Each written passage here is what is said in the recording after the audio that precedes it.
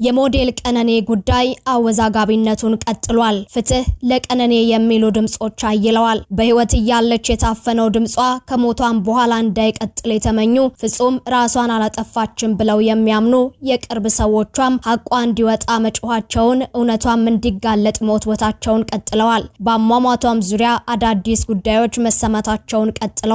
አዲስ የወጣም ፎቶ ተገኝቷል። የፎቶውን መውጣት ተከትሎም ብዙዎች አዳዲስ ሐሳቦችን እያጋሩ ይገኛሉ። ከፎቶው መውጣት ጋር ተያይዞም እየተሰሙ ያሉ ሐሳቦች እያሳለፈች የከረመችውን ከባድ ህይወት የሚያሳይ ምስል መሆኑን እያረጋገጡ ይገኛሉ። ይናገራል ፎቶ ነውና ይህ ምስል ስለ ቀነኔ ምን ይናገራል? ከምስሉ መውጣት ጋር ተያይዞም የተሰሙ ጉዳዮች ምንድናቸው የሚለውን ልናደርሳችሁ ወደናል። መቼም የጉድ ሀገር ገንፎ እያደር ይፋጃል እንደሚባለው የጉድ ሀገር ሆነን እለት እለት የሚሰሙ ጉዳዮች ከመግረም እየተሻገሩ ከማሳዘን እየበለጡ ከወንጀልም እየገዘፉ ነው። አዲስ የተሰማው ዜናም ለጆሮ የከበደ ልብን በሐዘን የሚሞላ ሆኗል። ይህ ዜና በተለያዩ ማህበራዊ ሚዲያዎች ላይ መነጋገሪያም ሆኗል። ምን አይነት ጊዜ ላይ ደረስን? ምን ጉድ መጣብን እያስባለም ይገኛል። የብዙዎችን ልብ የሰበረውን ፍትህም እየተጠየቀበት የሚገኘውን ስሙ ተብሎ በማህበራዊ ሚዲያ የተጋራው ታሪክ ምን ይሆን? ሰላም ጤና ይስጥልን ውድ የአማርያ ቲቪ ቤተሰቦች፣ ስለ ቀነኔ አዱኛ የተሰማውን አዲስ መረጃና ልብ ሰባሪውን ታሪክ ይዘንላችሁ ቀርበናል። ቻናሉን ሰብስክራይብ፣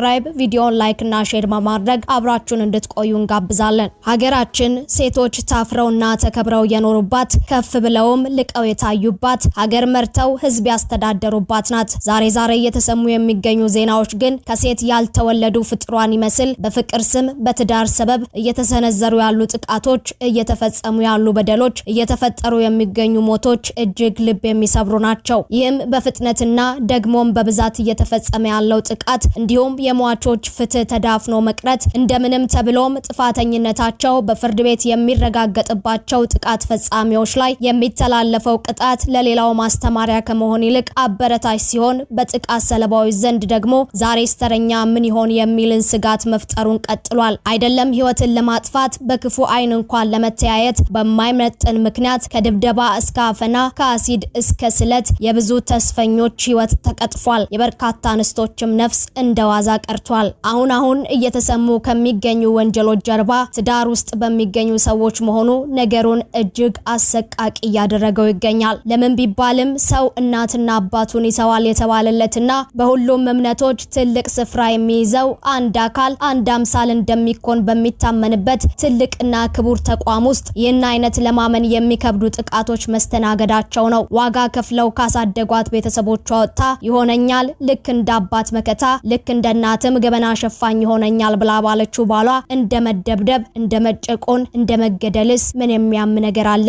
በቀነኔ ጉዳይም እየተጠየቀ የሚገኘው የአንድን ነፍስ ፍትህ ብቻ አይደለም። እየኖሩ የሞቱትን እያሉም በድን እንዲሆኑ የተደረጉትን በርካታ የሀገራችንን ሴቶች ፍትህ ነው እየተጠየቀ የሚገኘው። ራሷን አጥፍታ ከሆነም ለምን፣ ሰው አጥፍቷትስ ከሆነ ማን የሚለው እንዲመለስለት የሚፈልገው ህዝብ ዛሬም ለቀነኔ ፍትህን እየለመነ ይገኛል። በማህበራዊ ሚዲያ የተጋራው የቀነኔ ፎቶም በርካታ ጥያቄዎችን ይዞ ብቅ ብሏል። ለወትሮ ሳቅና ድምቀት የማይለየው ውብ ገጽታን በተላበሱ ፎቶዎች የምትታየው ቀነኔ በማህበራዊ ሚዲያ በተጋራው ምስል ግን ተጎሳቁላና በልዛ ታይታለች። በሰው ተገድላለች አልተገደለችም በሚል ጎራ እየተወዛገበ ለሚገኘው የአሟሟቷ ጉዳይም በሰው ተገድላለች ለሚሉት ወገኖች ተጨማሪ ማስረጃ ሆኗቸዋል። በርካቶችም ይህ ምስል ሁሉም ሰው ጋር እንዲደርስ ደጋግመው እየለቀቁትና ፍትህ ለቀነኔ እያሉ ይገኛሉ። ምስሉም የቀነኔን በሳቅ የተደበቀ ህይወትን ያጋለጠ መሆኑም እየተነገረ ሲሆን፣ ከዚህ ቀደም የወጣውን በህይወቷ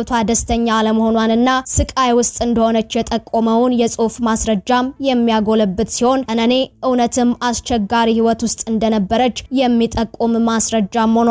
ይህም ምስል ከወጣ ጀምሮ ብዙዎች ድርጊቱን ከባለቤቷ ውጪ ይህንን ድርጊት ማንም ሰው ስላለመፈጸሙ ማስረጃ ነው ማለት ጀምረዋል። ይህም በእንዲህ እንዳለ የታሪክ መምህርና ተመራማሪው ታዬ ቦጋላ አረጋ ደግሞ ጉዳዩን በተመለከተ በማህበራዊ ትስስር ገጹ ድምጻዊው አንዱዓለም ከተጠርጣሪነት ነፃ የሚያደርገው በቂ ማስረጃ እስካልተገኘ ድረስ ነፃ ሊሆን ይችላል፣ ፍትህ ቀና ብላ የደረሰባትን መናገር ለማትችለው ቀነኔ ሲል በማህበራዊ ትስስር ገጹ አስፍሯል። ይህም ፍትህ በወጣትነቷ ለተቀጨችው ቀነኔ ብቻ ሳይሆን ለእልፎች ነውና አሁንም ፍትህ ለቀነኔ የሚሉ ድምጾች በርካታ አበርክተዋል። ከዚሁም ጋር በተያያዘ የብዙዎችን ልብ የሰበረውን ታሪክ እንዲሁም በማህበራዊ ትስስር ገጾች ስሙ ተብሎ የቀረበውን ታሪክ እናስደምጣቸዋለን። አያንቱ ተስፋውን ትባላለች። ከቤተሰቦቿ ጋር በነቀምቴ ከተማ ትኖር ነበር። ቤተሰቧን መርዳት የሷ ኃላፊነት ነበር። አያንቱም በልብስ መሸጫ ቤት ተቀጥራ ትሰራለችና እዚያ በምታገኘው ገቢ ለቤተሰቦቿ ከቻለች ምግብ ካልቻለችም ቆሎም ቢሆን ገዝታ ትገባለች።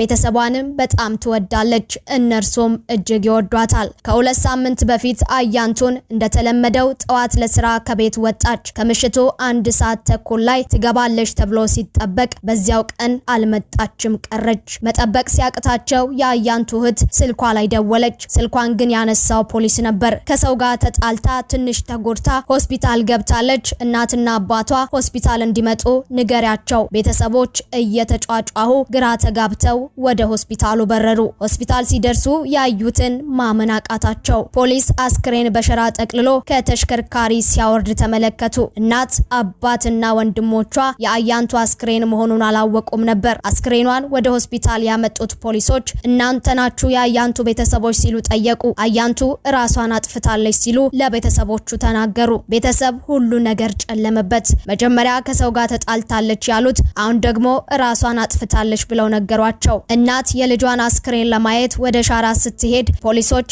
አታይም በማለት ደበደቧት። የአያንቱ ወንድምና እህትም እንዳያዩ ቢከለከሉም በፖሊስ እየተደበደቡና እየተገፈታተሩም ቢሆን በሸራ ውስጥ አዩት። ራሷን እንዳጠፋች ለማስመሰል ትንሽ የተገመደ መሐረብ በአንገቷ ላይ ይታያል። ጠዋት ከቤት ስትወጣ የለበሰችው ጉርድ ቀሚስ የለም፣ የጡት ማስያዣዋም የለም። ቲሸርቷ መሬት ላይ እንደተጎተተ ያሳያል። በእለቱም የአያንቱን አስክሬን ከፖሊስ ጋር ወደ ሆስፒታል ካመጡ ሰዎች አንዱ ፈንጠር ብሎ ድምጹን ቀንሶ ከሌላ ሰው ጋር በስልክ ያወራል። አትሽሽ፣ አትደበቅ፣ እግር ንቅንቅ እንዳይል፣ አትጨነቅ፣ ምንም ነገር አይመጣም ይለዋል። እሺ አሁን ለማን ነው አቤት የሚባለው? እስከ መቼ ነው ማንም የፈለገውን ፈጽሞ እንደፈለገው የሚሆነው? የድሆች የንጹሃንስ ደም በከንቱ የሚቀረው? አያንቱ ያለ ምርመራ ያለ ፍትህ ተቀብራለች፣ አፈር ለብሳለች። አታይም፣ አትሰማም። ቤተሰቦቿ ግን በእንባና በሐዘን እየተሰቃዩ ነው። ውበታቸውን፣ መመኪያቸውን፣ አይናቸውን አጥተዋል። ባዶ እጃቸውንም ቀርተዋል። አግብታ ታኮራናለች እንጂ